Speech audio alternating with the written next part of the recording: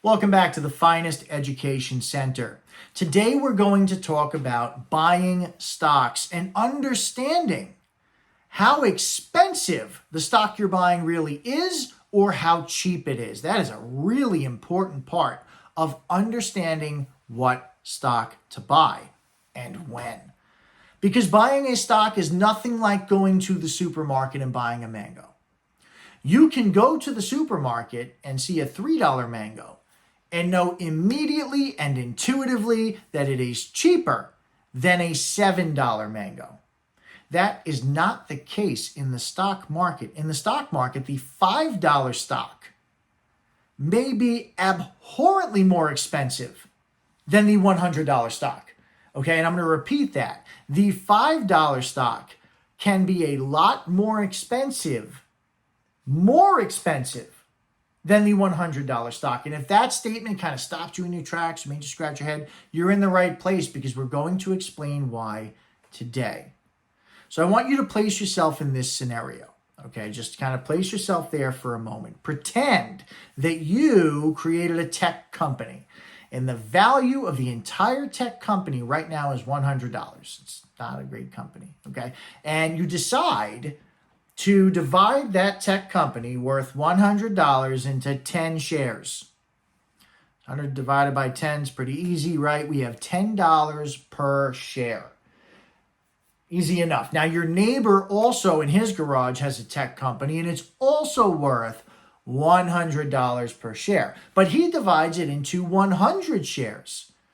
So his stock is worth $1 per share. And intuitively, when you look at your neighbor's company, the first thing you think is, man, his stock is cheaper. His stock's a better deal. That may not be the case. And in this case, it's not, right? Because which stock is more expensive? Yours worth $10 a share or his worth $1 a share?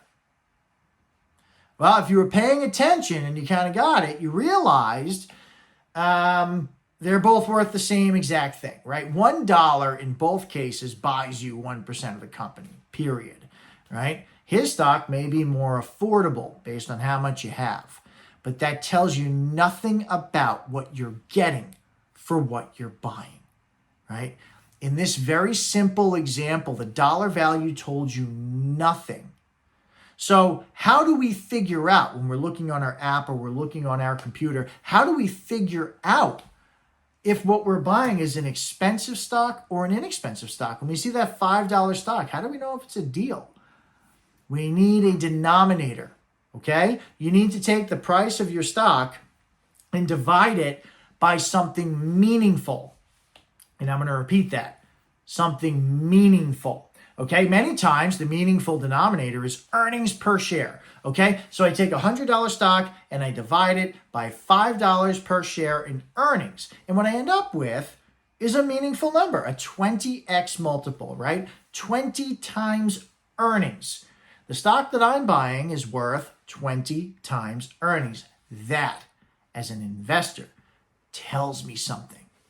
Right? Now I can look back at the stock's history and go, oh, wow, 20 times earnings pretty cheap. Or, ooh, 20 times earnings kind of expensive. Why? Okay? Or I can do relative valuation. Look at all the other stocks that are similar in size and scope and say, man, those all trade for 30 times earnings. Is something wrong with my company I'm buying? Or is this the deal of a lifetime? All right? That's the hardest stuff, by the way. This is the easy stuff. All right? Now, earnings may not be the relative metric, and your financial advisor, preferably your fiduciary, can help you find the relative metric. You know, hey, I want to buy this stock. All right, great. Earnings is the wrong metric because you want to buy an auto company, hypothetically. And that's a capital-intensive industry, and earnings are crazy volatile because of recalls and one-offs and all this other stuff. You need something called the price-to-book ratio, right? You may be buying a company that's not profitable. It's very young with a lot of growth ahead of it. You may need something called the price to sales ratio. Your advisor will help you with this, and they will help you understand where to place that stock within your portfolio, to what percentage in relation to all of your other stocks, until you have the proper knowledge to kind of one day do this yourself. Okay. And again, I say this all the time. because a lot of advisors, even fiduciaries, don't like to say this, but the truth is you can do this yourself. You need the education, you need the interest, and you need the time. If you have those three things, you can make it happen.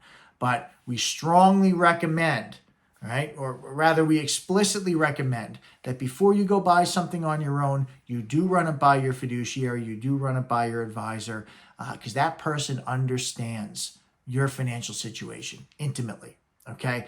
The whole locker room talk thing, overhearing about a stock, for some reason just never seems to work out.